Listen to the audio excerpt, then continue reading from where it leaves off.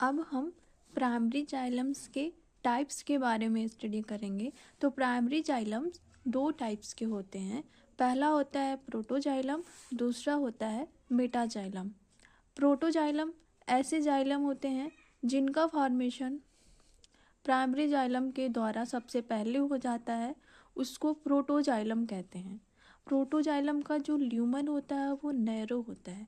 इसका मतलब ये होता है कि ल्यूमन क्या होता है, जो सेल के अंदर जो इंटरनल कैविटी या स्पेस या खाली स्थान होता है उसको हम ल्यूमन कहते हैं, और इनका ल्यूमन क्या होता है, नैरो या सकरा होता है।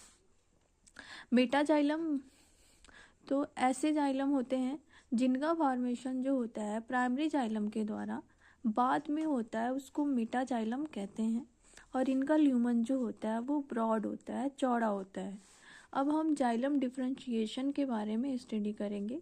तो जाइलम का डिफरेंशिएशन दो तरीके से होता है। पहला होता है सेंट्रीपिटल जाइलम, दूसरा होता है जो सेंट्रीफ्यूगल जाइलम।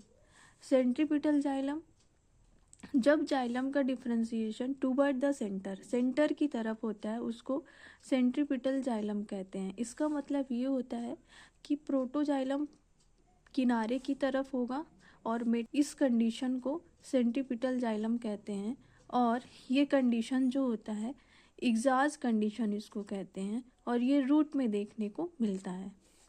Centrifugal xylem